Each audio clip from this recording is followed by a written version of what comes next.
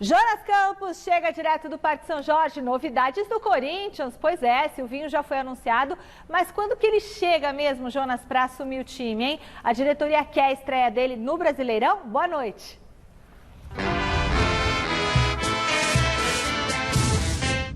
Pois é, Michele, boa noite para você, para o Flávio, para o Garrafa, para todo mundo que acompanha o nosso Gazeta Esportiva. Silvinho chega nesta terça-feira à capital paulista, será apresentado a partir das 11h30 da manhã. O Corinthians acabou de divulgar essa apresentação.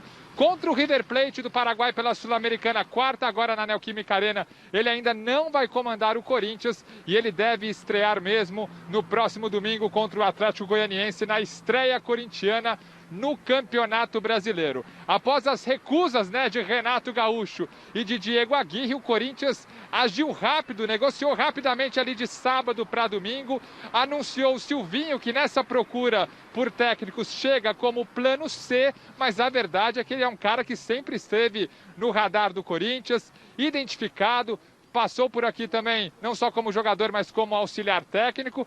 É um treinador com um histórico modesto, mas como auxiliar técnico, um cara super consagrado. A gente até coloca uma tela com o histórico do Silvinho.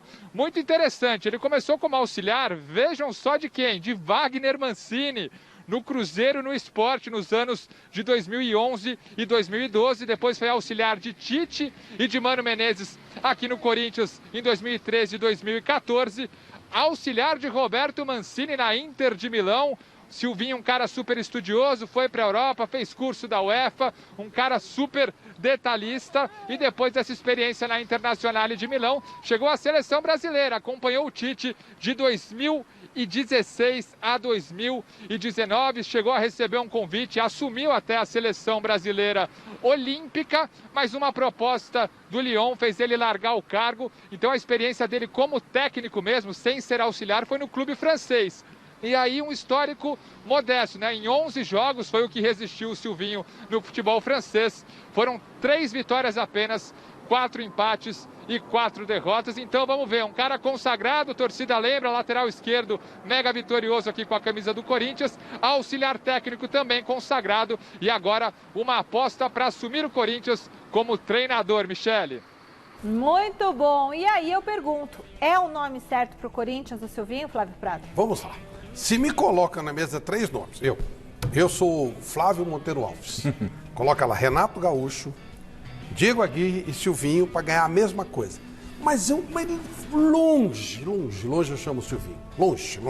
Eu acho que o Corinthians é tão largo, que felizmente o Renato não aceitou e felizmente o Diego Aguirre não aceitou. Renato, eu já falei várias vezes que eu considero mais presepeiro do que técnico. Ele só funcionou em times onde ele foi ídolo e ele não tem nada de ídolo no Corinthians. Diego Aguirre, não vejo nada. É um técnico absolutamente comum. É o tipo do técnico estrangeiro que vem e não acrescenta nada. Silvinho, um cara estudioso, um cara rodado, um baita de um jogador. O Renato também foi, claro. Mas só que ele foi ligado ao Corinthians, trabalhou no futebol europeu, teve essa experiência ruim no Lyon, mas é um cara extremamente estudioso, pode dar uma modernidade tática para o time do Corinthians. Agora, o time do Corinthians é ruim, mas era ruim com o Renato, era ruim com o Mancini, era ruim com o Diego Aguirre. Temos que considerar que o time é ruim.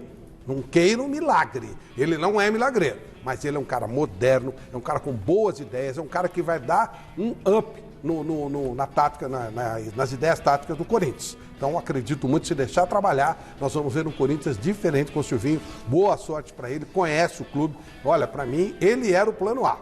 Então, ainda bem que Renato e o outro lá, o Aguirre, não aceitaram. Ainda bem. O Corinthians saiu ganhando com isso, no meu modo de entender. Eu só acrescento em tudo que o Flávio falou, que acaba sendo uma aposta.